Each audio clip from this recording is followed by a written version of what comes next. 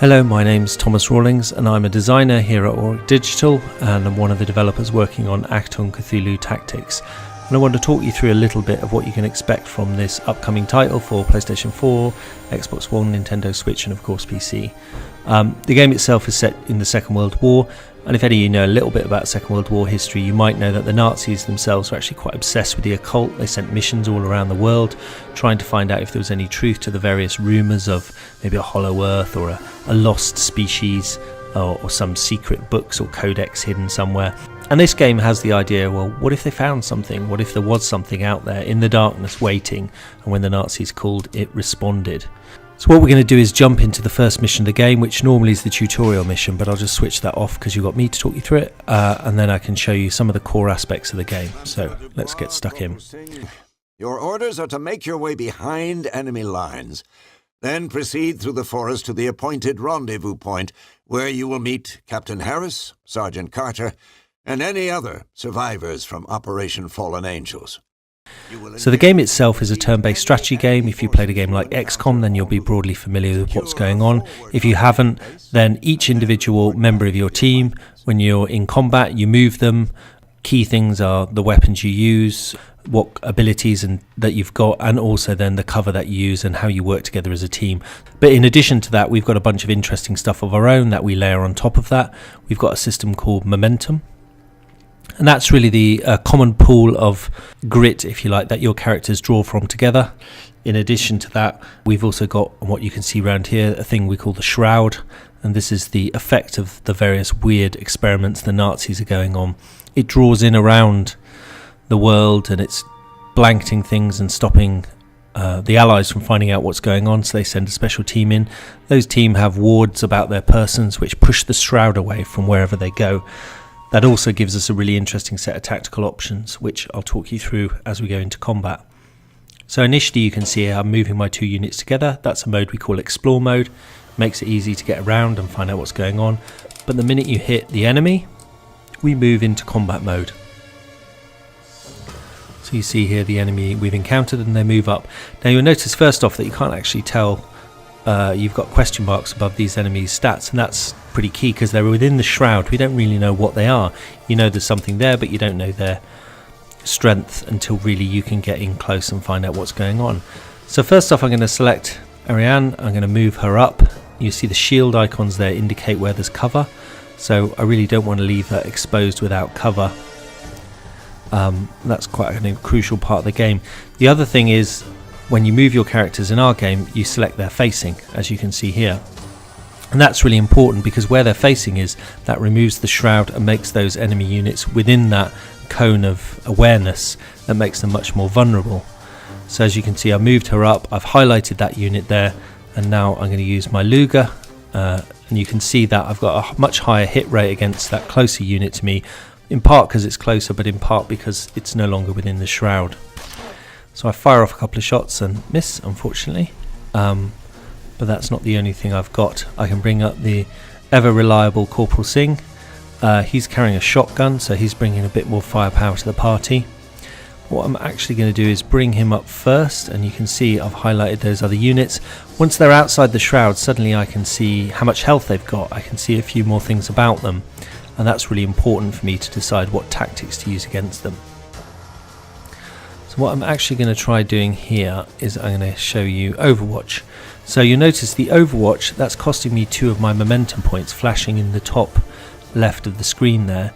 And again, when I go into Overwatch, I select an angle that I want to work from there. So let's keep a close eye on those units there. I've got a couple of action points left with Ariane, but there's not really much I can do. So, and once I go into Overwatch, that character's taken care of. So the turn passes to the enemy. The enemy generally doesn't like coming out of the Shroud. They realise they've got advantages within there, so they like to shoot me from within the Shroud itself, and that leaves me vulnerable. So you can see the enemy there pulling back to take best advantage of where they can attack from. I don't want that. I want to expose them and I want to destroy them. So in my turn, I'm going to need to counter that. Now that Nazi unit there made a run for it. He went straight into the Overwatch that I'd set on Corporal Singh. Singh opens fire. You can see that lovely slow-mo shot, and that's one Nazi down.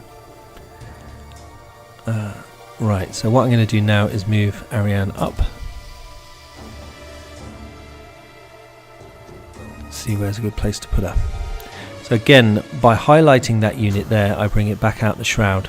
But they've put some overwatch in, so as she makes a run for cover, unfortunately the Nazis are taking shots as well. And because they're in the shroud, I don't know that they've done that.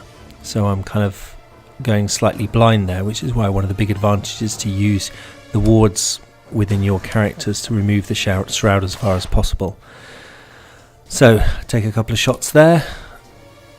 I think I'm going to move, yeah, let's move Corporal Singh up and back her up and bring his firepower into play. You notice there I've got a pretty good chance of, yeah, and there we go. So 2 Nazis down, 2-0. Okay, so what I want to do here is again continue to move forward, but I've run out of action points, so we move to the enemy turn. Their units again, they're pulling back and shooting at me from the shroud, taking advantage of their own best position to be fighting from. But fortunately I'm in cover, and none of them really get anywhere near doing anything to me. So comes back to my turn now. You notice the momentum comes back. The momentum you get is from the highest leadership of the squad you've got there, and then as you inflict more damage throughout a turn, you get momentum awarded to you. So it's actually a great feed forward loop, so the better you're doing, the better you can do. So Ariane makes a run for it up to the front, although unfortunately they take shots at her, but fortunately they're not very good either. So you see there I've got an 80% chance of hitting now because I've moved them out of the shroud, and I take full advantage of that higher attack percentage. And you'll notice my momentum in the top left has gone up 1 as well because I've just been successful in an attack. So I've now got 3 points of momentum I can play with. So what I'm going to do is move Corporal Singh up. So this unit here is now fully revealed from the shroud, and I've got a couple of options. So they don't have the action points to take a shot with him. I'm going to fire the secondary weapon. I should point out that obviously what you're looking at is work in progress. We're still beavering away on the game, so there's obviously little bits here and there that we're still working away on and need to fix. So I had 3 momentum points left, and that gave me 3 chances to fire the secondary weapon. Not enough, unfortunately, to kill that enemy unit, but certainly gave him something to think about as he legs it away from me. Now you'll notice there Ariane came under fire, and that white bar around the health bar was depleted. That's what we call luck, and that's basically once you take damage, you initially comes off your luck and then it goes to your core health. Luck, obviously, if you've got armor, you're going to be more lucky. If you've got other kind of maybe supernatural protections, that's going to make you lucky.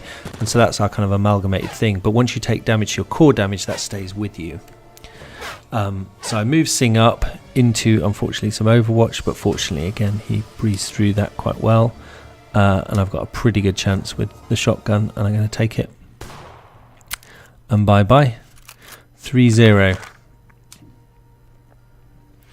So all the enemy units are dead. I immediately move into explore mode, and I head off wandering around to check out what else is going on. So let's see. So what you'll notice with the game is it's a mixture of exploration, there's the story unfolding, and then there's combat and my abilities within that combat. With my team members, as the game progresses, I'm able to improve their skills. I'm able to select the different directions I want to take them in. So they develop like in a role-playing game as well.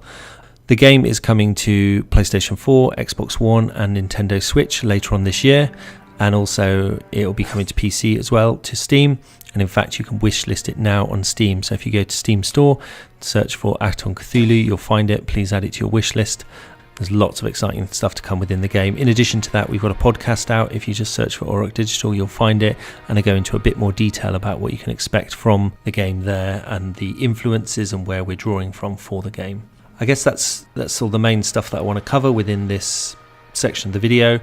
Suffice to say, check us out online, find out more, and do follow us as we journey into the darkness of the Second World War to take on the Mythos powers and hopefully, for all our sakes, win.